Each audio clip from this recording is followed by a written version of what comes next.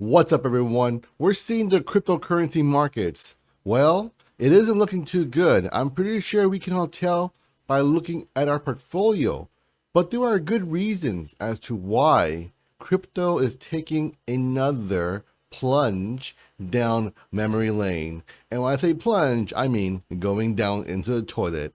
And one of those reasons is because crypto hedge fund Three Arrows Capital plunges into liquidation as market crashes take toll. So somebody with this news went to CNBC and told them that, you know what, 3AC is literally being liquidated as we speak.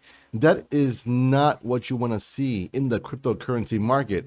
Remember, folks, Voyager had over 15,000 Bitcoins, 350 million USDC on Three Arrows Capital. When you see them in a liquidation phase, that means they are selling off their products, their items, at whatever price they could get. And this is the reason why you're seeing cryptocurrency continue to plunge. 15,000 BTC is a lot of Bitcoin. It may not sound like a lot, but just do the math, folks. 3AC is officially in bankruptcy because when you bring in a company called 10EO and now they are officially in charge of your liquidation, that's literally their bread and butter, to sell your stuff for cheap, to sell your stuff for whatever they can get. And then they're looking to get all those funds back, whatever they can get back, and then give it back to the folks who are trying to get their money back. Case in point, Voyager has filed a notice of default against 3AC. Meanwhile, you're seeing 10EO sell the 3AC assets. So everything is coinciding. People were telling me, oh my God, John, Voyager is not going default. They're not going bankrupt, blah, blah, blah, blah, blah, blah, blah, blah, blah. But when you see 3AC, one of the largest companies that they use for all their financing needs, they're going under, folks. 15,000 Bitcoins, 350 million USDC. At the end of the day, that is a lot of money to be lost for literally nothing. Because the markets are down, sure, I get it, but it does not equate to you should be losing all your funds. Microstrategy is back. Sailor buys a dip, adds 480 Bitcoin for USD $10 million. Well, this is fantastic because Microstrategy, they are always buying a dip, and there is no bigger Bitcoin bull than Michael Saylor. He is willing to go down with a ship. As far as I understand, the last time I checked, I believe his average was around $30,000. So right now, Michael Saylor and Microstrategy is down over 50% from their average buys. And now the DCA, dollar cost averaging into Bitcoin by buying 480 more. Well, that is a drop in the bucket compared to how big his bag is. But this is a really good sign because the day you see Michael Saylor turn bearish on Bitcoin, that's when you know the end is near. So right now, in my opinion, everything is rosy and we just have to be a little patient. FTX CEO. Some smaller exchanges are too far gone, insolvent, and unlikely to be saved. I would agree with FTX CEO in this regard because when you see companies like Voyager losing, again, 15,000 Bitcoins and 350 million USDC, that's going to punch a big hole in their balance sheet. So even if they're not insolvent, but they are so solvent, and then everyone wants to leave their platform because, well, it's scary now, and where's your money at, right? If they did, I would believe that they do not have enough funds to cover everything.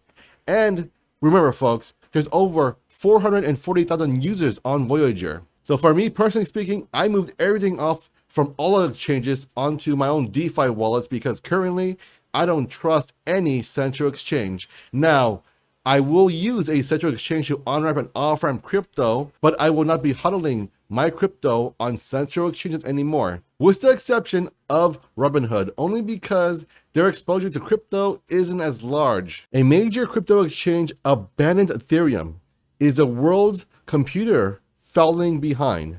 By ditching Ethereum for Cosmos, DYDX has sparked claims that it has chosen sovereignty over security. Is this the beginning of other swaps, other dApps moving off of smart chains and creating their own blockchains. I'm seeing tons of tokens going into the route of saying, okay, I will launch my token on your blockchain, and then eventually I will create my own blockchain. This seems to be the trend of 2022. And now we're seeing a large player looking to do this as well. You have tons of swaps on different exchanges, and this is how they swap your native layer 1 blockchain for a particular token you are trading for.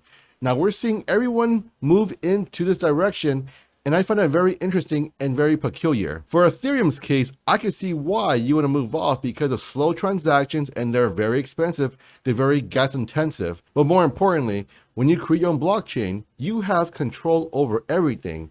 And that means that you have freedom to decide what the fee structure should be. You have freedom to create what you want to create, and you have no restrictions whatsoever. Literally, your imagination and your know-how is your only limit. At the same time, when we see all these tokens, all of these dApps starting to create more and more blockchains, this means that we will see further fragmentation of the DeFi space. While that is a good thing, at the same time, it could be problematic because right now you have tons of layer 1 blockchains, AVAX, Ethereum, BNB, Dogecoin. Literally, you have tons of blockchains, and you need a lot of bridges if you want to do interoperability between different layer 1 blockchains. Now, we don't know what the future holds, but we do know that as this gets more and more complex,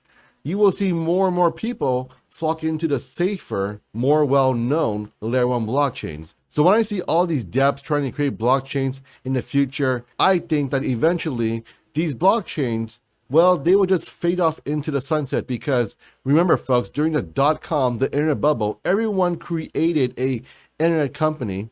And right now you're seeing everyone trying to create a dApp and then their own blockchain. Eventually, if no one uses your blockchain, it doesn't matter how great of a technology it is.